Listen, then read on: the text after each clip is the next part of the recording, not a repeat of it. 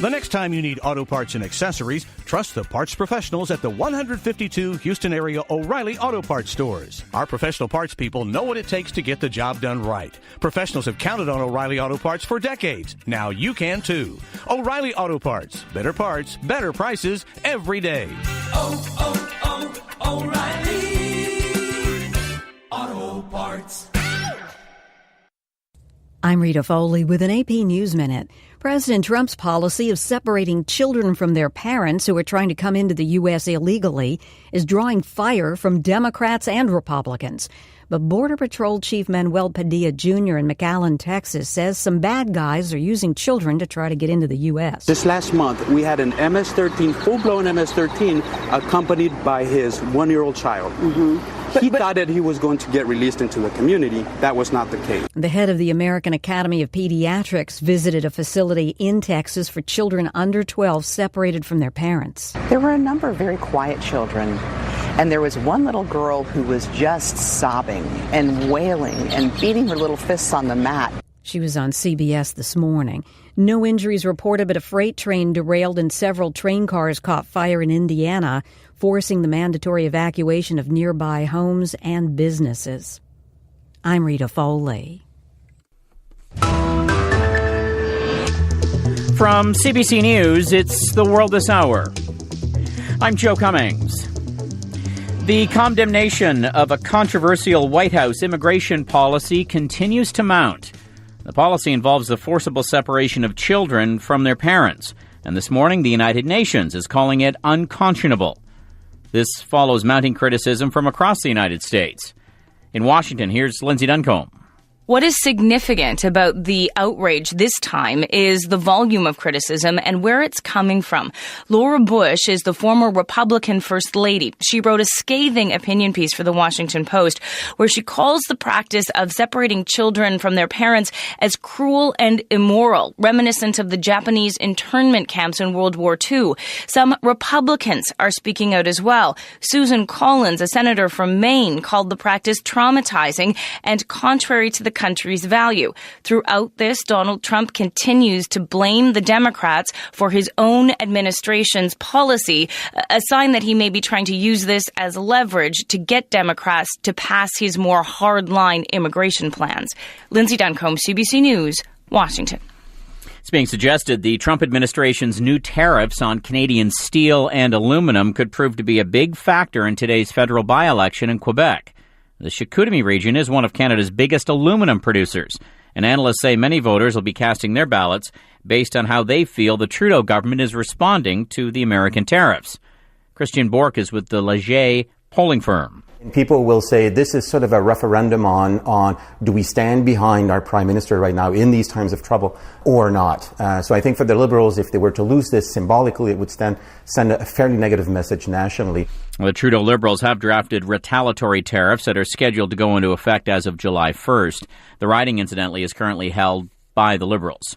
Meanwhile, Scotiabank is predicting Canada's economy will shrink by close to 2% within 2 years if President Trump sparks a global trade war. According to the bank, that's the worst-case scenario if the U.S. breaks off trade ties with its partners and imposes across-the-board tariffs. Now, on top of the tariffs on Canadian steel and aluminum, the Trump White House has also been talking about tariffs on automobiles. Lobster fishermen in New Brunswick say their livelihoods are being affected by the Trudeau government's efforts to protect the North Atlantic right whale. The fishermen have been ordered to pull their traps from the waters off Miscue Island, and they're calling that directive unreasonable and unnecessary. Kayla Hounsell explains. I'm really sad, and I'm really mad too. James Stewart is heading out in the Gulf of St. Lawrence with his crew on the Baby Doll 6. One by one, they're hauling in their lobster traps. They have to move their traps after the government closed part of the area they fish following a right whale sighting. There's only 28 feet of water. We're not even 1,000 feet from the beach. The fishermen off New Brunswick's Miscue Island say the water they fish is too shallow for right whales, but the government disagrees.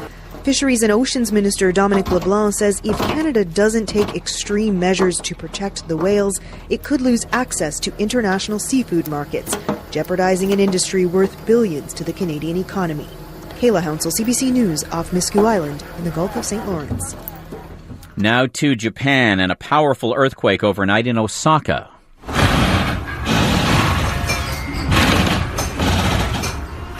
That's a house coming apart at the seams after being rattled by a 6.1 earthquake. 3 people have been killed, including a 9-year-old girl. A number of buildings in the hardest-hit areas have been toppled, and thousands of people are without power. German police have detained the chief executive of Volkswagen's Audi division. The arrest is part of an ongoing European probe into the car maker's manipulation of emission controls. Volkswagen has admitted to rigging diesel emissions to allow them to pass pollution testing. The company has pleaded guilty to criminal charges and has paid billions of dollars in fines in the United States. And that is The World This Hour. We broadcast live and podcast at cbcnews.ca. I'm Joe Cummings. We've been walking on eggshells for a while here with this whole trade spat. Right, and we'll have a little bit more from Matt Kay here also, and some other reports from around the state. Now, you mentioned, Delos, the magic of radio. Yes. Talked to you that, last week we went around the state. We were in Fulton County, we were in Sangamon County, we were in Galena, all over. And as is the case, many times that you and I are out, people will tell us, hey, I listen to you guys every day. Yes. And Friday, you and I were talking about it, how grateful, so grateful we are that people spend that kind of precious time and give us the time, share their time with us on a daily basis. A daily basis.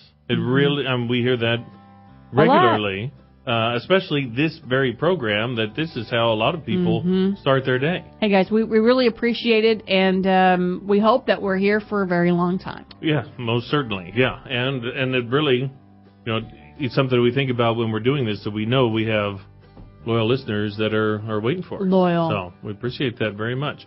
Plenty to come here on RFD Illinois. With this week's edition of Farm Week, the early word, here's Delos Yonke. Senate Ag Committee members overwhelmingly approved their version of the 2018 Farm Bill. The bill now heads to the full Senate floor. Turn to this week's edition of Farm Week to find details of what the bill contains. As June Dairy Month proceeds, dairy farmers will likely face higher returns due to strong demand and stable feed prices. Check out Farm Week for more information about the outlook for the dairy industry. Farm Week, the #1 ag publication in Illinois, arriving soon in your mailbox. No other farm weekly in Illinois has as many people on the ground in Illinois covering Illinois agriculture for you with the depth on key issues to help keep you profitable. And don't forget, you can get daily or even more frequent updates online anytime at farmweeknow.com. We're back on RFD Illinois. I'm Rita Frazier. Near certain and swift retaliation is expected against U.S. farm goods after President Trump announced Friday that 25% tariff on $50 billion in technology goods from China set to start July 6. RFD Washington correspondent Matt Kay reports on what's now increasingly looking like a trade war. Farmers for Free Trade Executive Director Brian Keel says the threat of heavy retaliatory tariffs by China on U.S. farm exports isn't theoretical anymore. It's downright scary. This is a classic trade war. China has already indicated that they will immediately retaliate. They'll retaliate against U.S. beef. They'll retaliate against U.S. soybeans, against corn. So some major commodities will likely get hit. China, Canada, Mexico, and the EU have already struck back over U.S. steel tariffs. President Trump is also considering new duties on imported cars and threatens to triple the latest tariffs on Chinese technology if Beijing retaliates again. Keel paints this picture. We've got the other guy by the throat, and the tighter we squeeze, the more we choke. As for a government rescue package, a rescue package is a short-term fix. The problem is we're doing long-term damage. If our soybeans cost more in China, Brazil Brazil will start to establish contracts and markets. If our beef costs more in China, Australia will start to establish contracts and markets. Keel argues for a coalition maximum pressure approach to Chinese trade misbehavior instead of a unilateral U.S. versus China approach. Instead, Keel complains the president is whacking friendly trading partners he needs, and U.S. farmers are being squeezed in return. For the RFD Radio Network, Matt Kay, Washington. Thanks, Matt. Well, in other news, in the fall of 2014, LaSalle County farmer Dan Arkles felt like he won the World Series. He was the first Illinois farmer to have reached the 100 bushels per acre mark in the Illinois Soybean Association's Yield Challenge. But today, he's no longer farming. NAFB farm broadcaster Jared White has more. Earlier this year, a farm sale was held in LaSalle County that marked the end of a 39-year farming career. After several consecutive years of losing money doing what he loved, Dan Arkles came to the tough decision to stop farming. 3 years of losing money and farming a lot of ground takes a toll on a guy, and I was self-made and, I had a hard time making that decision, but if you can't make money at what you're doing, selling $3.40 corn is just not going to cut it, and you have to make some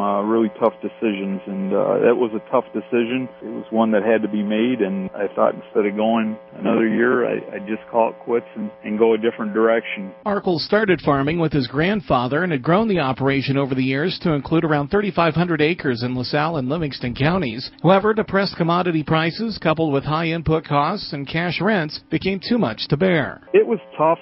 I was doing really good, and and I was farming 3,500 acres, and it's the hardest thing I ever had to do. It takes you to a really dark place in your life. When I say that, you don't see a way to get out. Something like I've never experienced before in my life, and it was really hard to come out of that. But I have come out of it. I have a brighter outlook on life. Since selling the farm, Arkles says he's heard from growers all over the country that are struggling on their own operations. It's really tough right now, and there's producers all over the country that I've talked to since this has happened to me, and there are so many guys that are in the same position that I am, and they don't know what to do, and it's amazing how many guys that I know that are in the same similar situation. I don't care how many bushels per acre you raise, you got to have $4 for corn to break even or possibly make any kind of a profit at all. It's a sad day in the United States of America when the American farmer can't make a profit on what he's doing, and he's growing food to feed and fuel the world, and everybody's making money except for him, and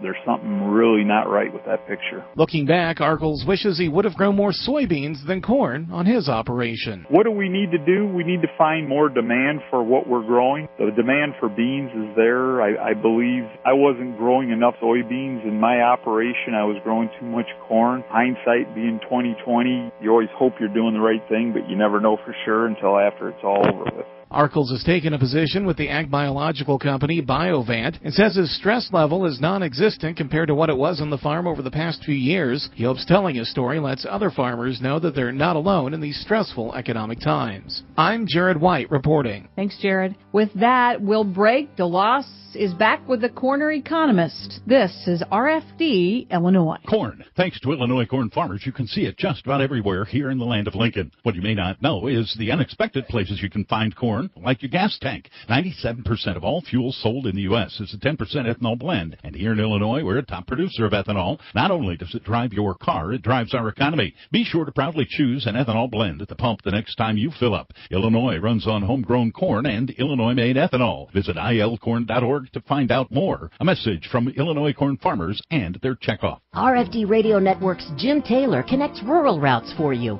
You can trust Jim every morning for your overnight markets.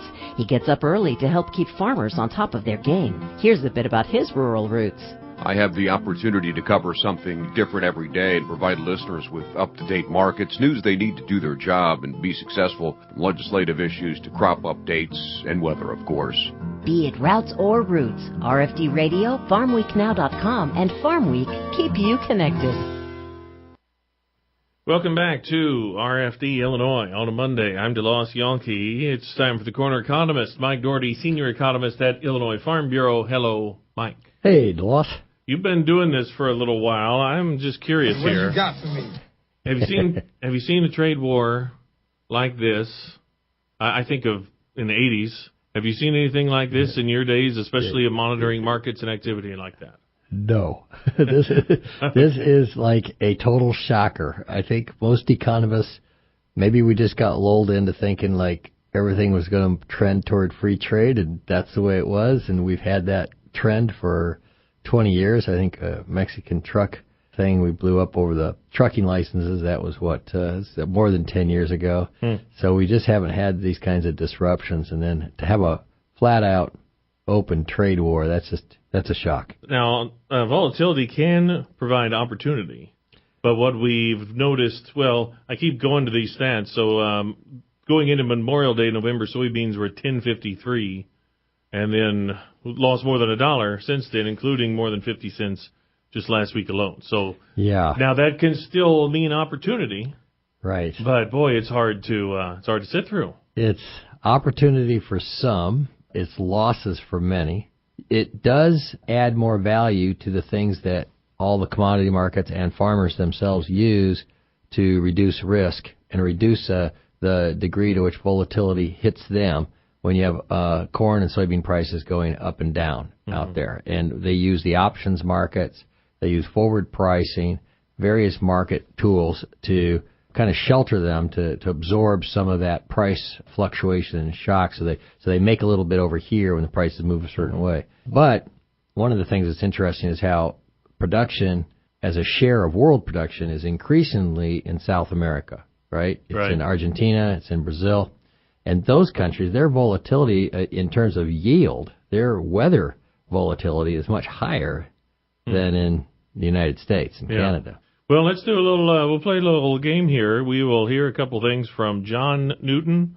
Dr. Newton is American Farm Bureau Federation's Market Intelligence Officer. So here is one, what Dr. Newton says about the impact of tariffs on ag markets. It most certainly has had impacts on commodity prices. You look at what the soybean market did the day China announced that they were going to impose tariffs. That market was down quite a bit that day. And on a new crop soybean, that represented about a $2 billion move in that new crop price. And then look what the market did the day that they announced that we're going to put the trade disagreement on hold.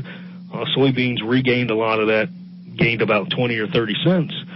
So it does move the market. It has very real implications in the cash market, in the futures market, and that's real dollars changing hands. That's part of the interesting thing with this being so public.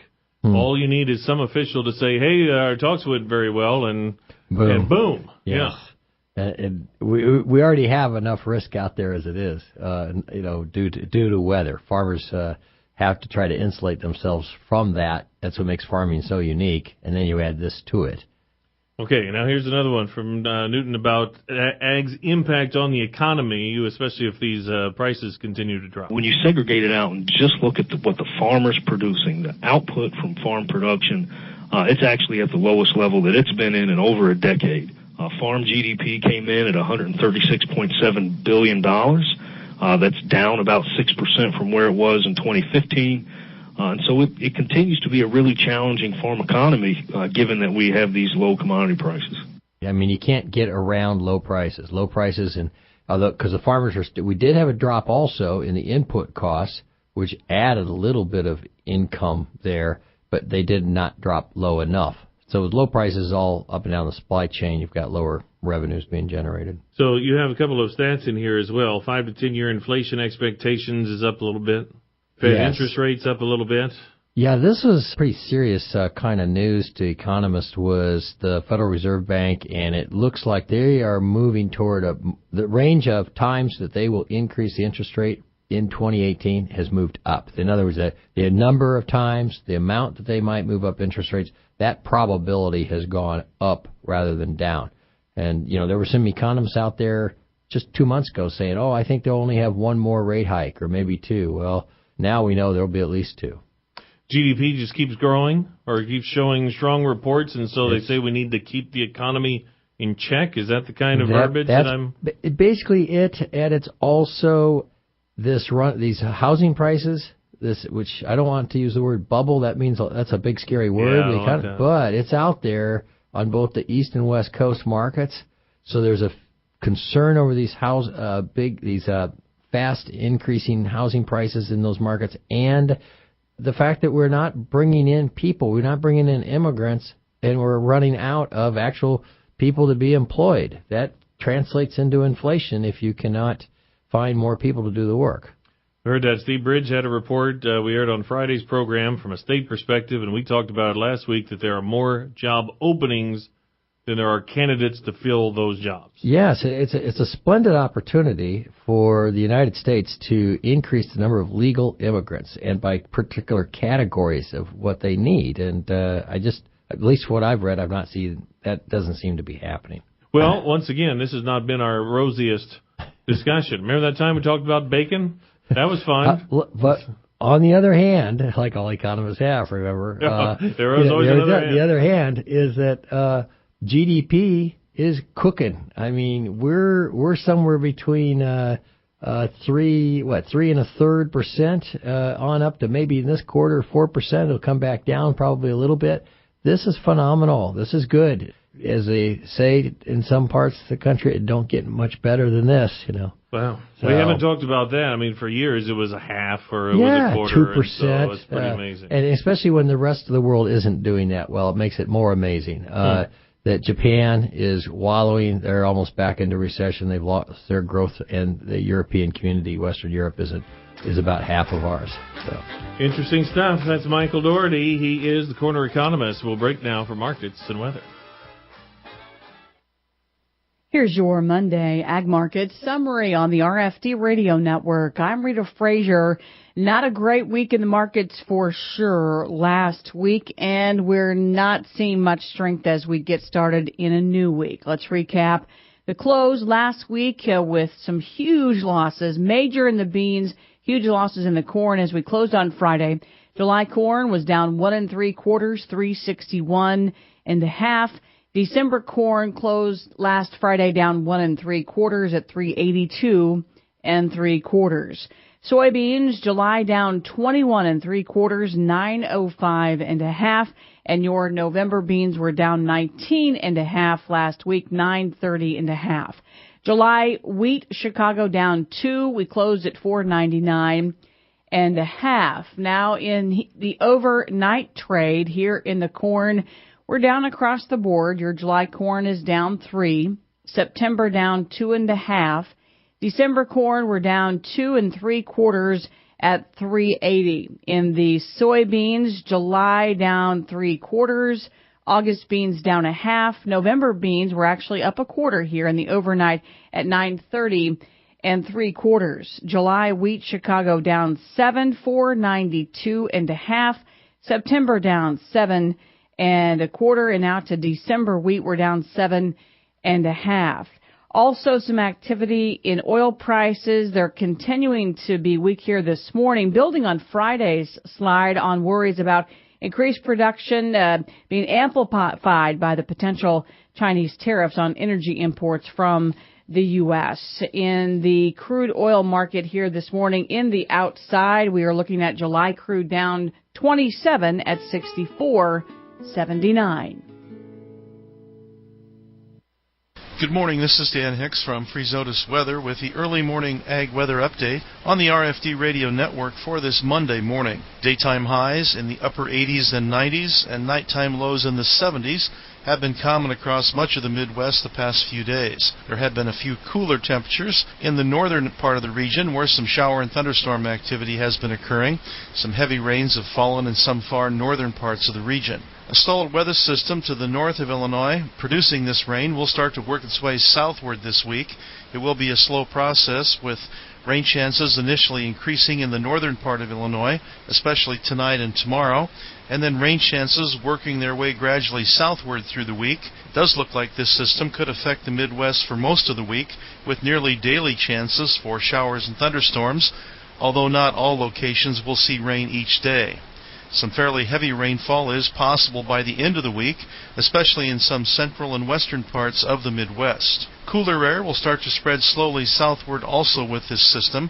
Daytime highs in Illinois today will be in the upper 80s to mid-90s, and warm conditions will continue in the southern half of the state through midweek, while farther north, readings cool back into mostly the 80s. This cooler air will gradually work its way southward into all of the Midwest by later this week. Looking ahead into the 6 to 10 day time frame, it looks like this active pattern could still be affecting the southern Midwest, especially during the first part of the 6 to 10 day time frame, with 6 to 10 day rainfall amounts averaging near to above normal across the southern Midwest and Ohio Valley. Farther to the north and northwest, near to below normal 6 to 10 day rainfall should make a return. 6 to 10 day temperatures here in Illinois should average fairly close to normal, with best chances for some below normal readings in the western Midwest and best chances for above normal readings farther southeast. Crop protection stewardship, it's in your hands. What works in southern or central Illinois might not work for northern Illinois farmer Earl Williams. Still, when it comes to stewardship with crop protection products such as dicamba, Illinois farmers in all directions need to do their part. I've always, probably for 15 years, had a handheld anemometer that I carry with me when I'm spraying, and then I would log it in my spray records as I'm spraying, so I'd be able to say what the weather conditions were, the wind speed and direction when I sprayed. If you farm and plan to use crop protection products that contain dicamba on resistant soybeans, follow the label to the letter. We monitor wind direction and that we document and what we do, so if any questions come up, we've got support to say we sprayed dicamba when we're supposed to, following the rules on the label. Crop protection stewardship, it's in your hands. For more information, go online to ilfb.org/steward. All Ag. All Illinois. All Now. There are a lot of smartphone apps out there, but do they have what's important to us here in Illinois? The Farm Week Now app does, and it's always at your fingertips. All Ag, all Illinois, and 24/7 where and when you need it for free. Go to your app or Play Store on your smartphone, hit search, type in Farm Week Now, that's one word, and download it today. Brought to you by Illinois Farm Bureau, where we're all about farm, family, and food. Farm Week and FarmWeekNow.com journalist Kay Shipman connects rural routes for you. For 3 decades, Kay has delivered important news. She covers everything from legislative issues to the latest in soil and water conservation. Here's a bit about her rural roots. I love covering so many aspects of agriculture and providing readers with the facts they need to make better decisions. I also get to work with farmers and meet new people along the way. Be it routes or roots, RFD Radio, FarmWeekNow.com and Farm Week keep you connected.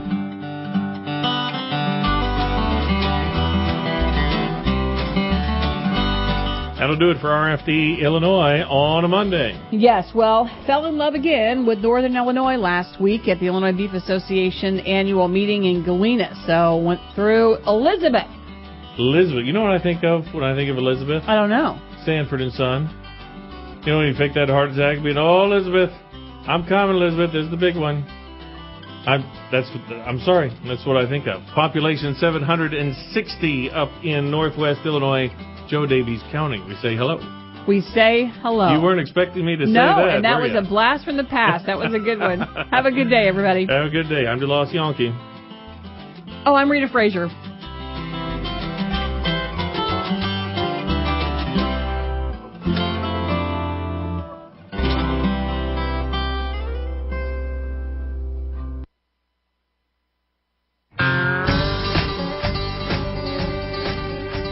Thank you for joining us here on the RFD Radio Network.